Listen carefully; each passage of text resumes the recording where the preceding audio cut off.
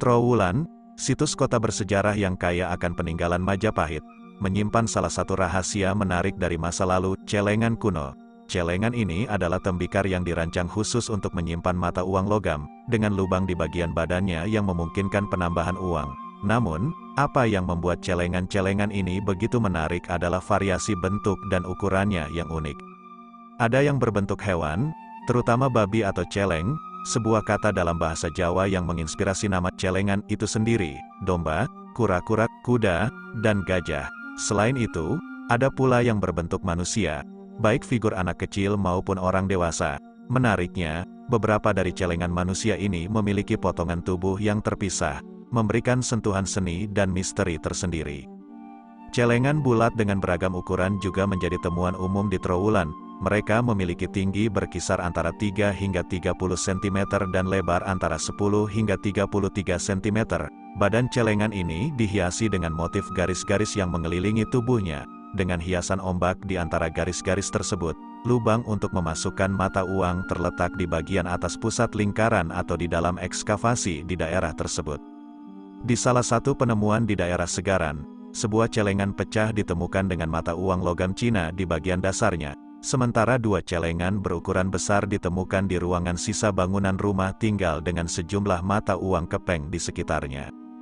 Meskipun belum ada temuan celengan utuh dengan mata uang di dalamnya, dugaan bahwa celengan yang pecah digunakan untuk menabung, sementara yang utuh mungkin belum sempat digunakan atau bahkan merupakan barang dagangan yang belum terjual, menjadi spekulasi menarik. Temuan celengan ini memberikan gambaran bahwa tradisi menabung telah ada dalam masyarakat Majapahit. Mata uang yang kemungkinan besar ditabung adalah kepeng atau logam. Berdasarkan temuan mata uang kepeng di dekat celengan dan perbandingan ukuran mata uang dengan lubang pada celengan, mata uang logam yang paling umum ditemukan berasal dari dinasti Song, yang aktif pada abad ke-10 hingga ke-13. Selain itu, ada juga mata uang dari dinasti Tang, Ming, dan Qing.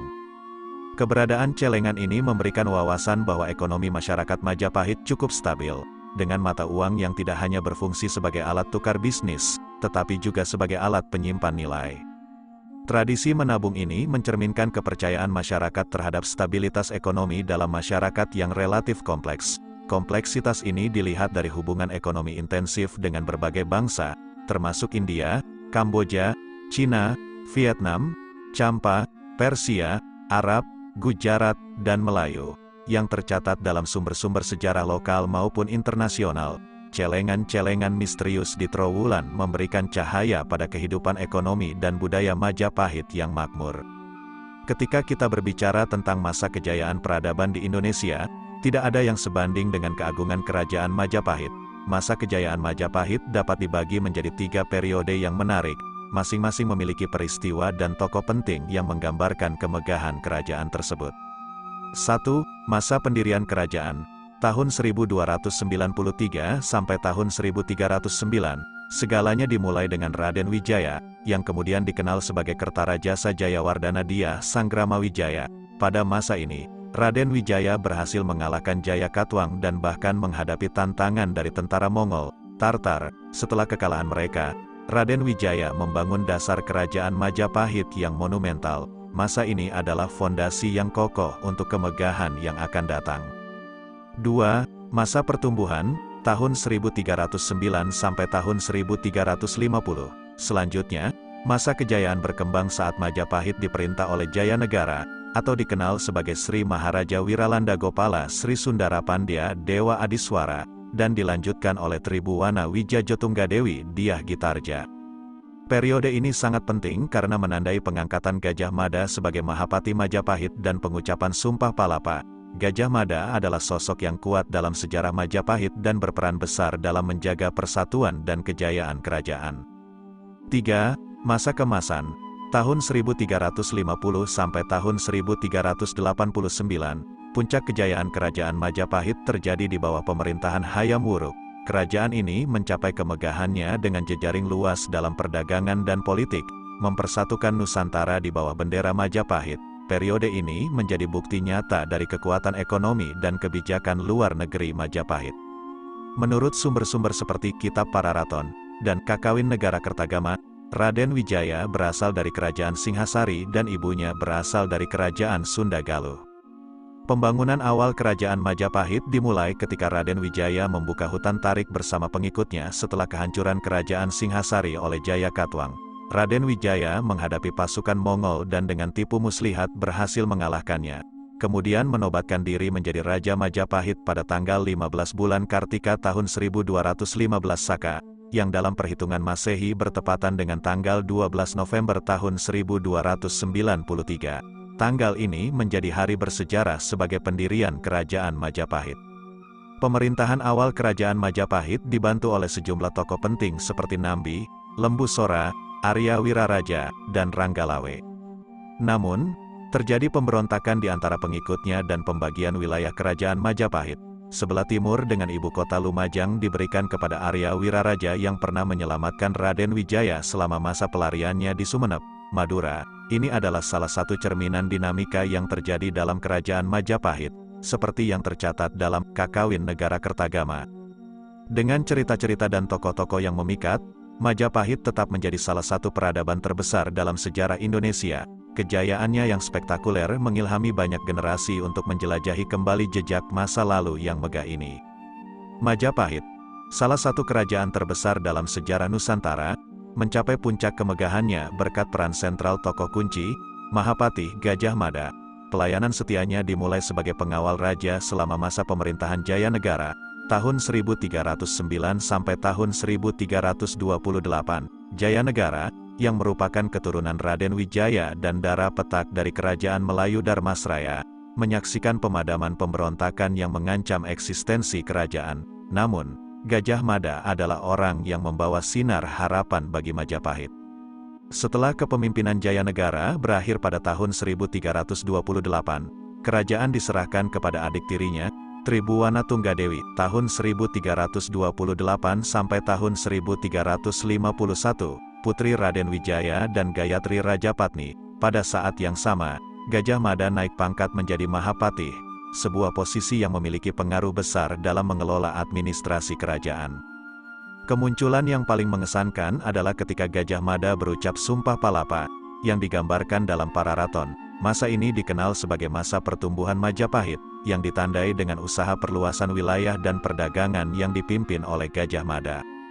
Kemegahan sejati datang pada masa pemerintahan Hayam Wuruk, tahun 1350 sampai tahun 1389, yang didampingi oleh Mahapati Gajah Mada. Majapahit mencapai puncaknya di berbagai aspek, kesejahteraan masyarakat, sistem pemerintahan yang kuat, dan perdagangan yang luas, semuanya menjadi tanda kejayaan. Seni budaya dan sastra berkembang pesat, mencerminkan kekayaan intelektual kerajaan seperti yang tercatat dalam Kakawin Negara Kertagama. Sumpah Palapa, yang dinyatakan oleh Gajah Mada, menjadi kenyataan dalam bentuk penaklukan wilayah-wilayah lain dan ekspansi perdagangan selama pemerintahan Hayam Wuruk. Majapahit memperluas pengaruhnya melalui wilayah-wilayah bawahan yang tersebar luas di berbagai pulau. Kakawin Negara Kertagama menguraikan dengan rinci daftar wilayah bawahan Majapahit yang mencakup negeri Melayu, Jambi, Palembang, Toba, dan banyak lagi, Pulau Tanjung, Kapuas, Sambas, dan lainnya, Pahang, Kelantan, Johor, Singapura, Del, Bali, Lombok, dan wilayah timur yang mencakup Makassar, Ambon, Timor, dan banyak lagi. Selain itu, Majapahit menjalin hubungan dengan negara-negara asing seperti negeri Siam Ayodhyapura, Ayutthaya di Siam, Dharma Nagari, Kerajaan Nakhon Sitamarat di Thailand Selatan, Marutma, Myanmar Selatan modern, Singha Nagari, Songkhla di Thailand, Champa, Vietnam Selatan, Kamboja, dan Yawana, Annam di Vietnam. Semua pencapaian ini mencerminkan kekuatan dan kejayaan Majapahit selama periode masa kemasan. Pada tahun 1350, pilar kerajaan, Rajapatni, Gayatri, meninggal dunia. Ini adalah titik balik dalam sejarah Majapahit. Putranya, Hayam Wuruk, yang baru berusia 16 tahun saat naik tahta, mewarisi tanggung jawab raja.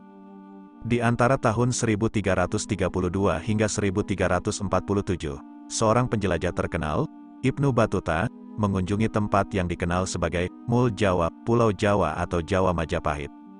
Ia menyaksikan kerajaan yang membentang sejauh 2 bulan perjalanan dan memerintah negara Kakula dan Komara. Ibnu Batuta tiba di sebuah kota bernama Kakula atau Kakula, di mana ia melihat kapal perang untuk bajak laut dan gajah yang digunakan untuk berbagai tujuan. Dia bahkan bertemu dengan penguasa Mul Jawa dan menarik perhatian perempuan Jawa yang kuat dan berani, yang mahir dalam berkuda, memanah, dan berperang. Setelah naik tahta, Hayam Wuruk mengambil gelar Sri Raja Sanegara dan berduet dengan Mahapati Gajah Mada. Bersama-sama, mereka mencapai puncak kejayaan Majapahit. Gajah Mada meneruskan visi besar Hayam Wuruk, menggabungkan satu persatu kerajaan di Nusantara di bawah Panji Majapahit. Wilayah kerajaan mereka meliputi hampir seluruh Nusantara saat ini, termasuk Tumasik, Singapura, dan Semenanjung Melayu. Kejayaan Majapahit mencapai puncaknya pada masa pemerintahan Ratu Tribuwana Tunggadewi Jayawisnuwardani, tahun 1328 sampai tahun 1350, dan mencapai zaman keemasan pada masa pemerintahan Prabu Hayam Wuruk, tahun 1350 sampai tahun 1389, dengan Mahapati Gajah Mada yang terkenal di seluruh Nusantara. Selama masa ini, kemakmuran dirasakan oleh seluruh penduduk Nusantara. Setelah mangkatnya Sri Rajapatni pada tahun 1350, Hayam Wuruk memerintah Majapahit. Dalam negara Kertagama, wilayah Majapahit dimulai dengan sebuah kota kecil di Tarik, yang awalnya hutan belantara. Akhirnya, desa Majapahit berdiri berkat usaha yang dilakukan oleh orang-orang yang dikirim oleh Arya Wiraraja untuk membuka hutan tersebut. Setelah runtuhnya Daha dan Jayakatwang, desa Majapahit diangkat sebagai pusat pemerintahan kerajaan baru. Namun, setelah Ranggalawe dan Wiraraja pergi, kerajaan Majapahit terpecah menjadi dua. Bagian timur, termasuk Lumajang, diserahkan kepada Wiraraja.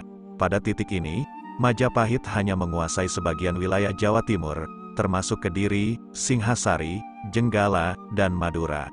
Dengan penundukan Sadeng, di tepi Sungai Badadung dan Keta di pantai utara dekat Panarukan, wilayah Majapahit diperluas ke seluruh Jawa Timur dan Pulau Madura. Baru setelah ini, Majapahit mulai menjelajahi pulau-pulau di luar Jawa, yang dikenal sebagai Nusantara. Wilayah yang mereka kuasai termasuk Sumatera, Sulawesi, Kalimantan, Kepulauan Nusa Tenggara, Papua, Maluku, Tumasik, Singapura, dan sebagian Filipina. Terciptalah sebuah periode kemegahan yang tidak terlupakan, di mana Hayam Wuruk dan Gajah Mada menjadi arsitek dari kebesaran Majapahit yang meluas. Ini adalah cerita unik tentang bagaimana sebuah kerajaan tumbuh dari sebuah desa kecil hingga menguasai seluruh Nusantara, dan betapa pentingnya sinergi antara pemimpin dan panglima dalam menjalankan misi yang hebat. Majapahit akan tetap menjadi ikon kejayaan Nusantara, mempesona dunia dengan prestasi luar biasanya.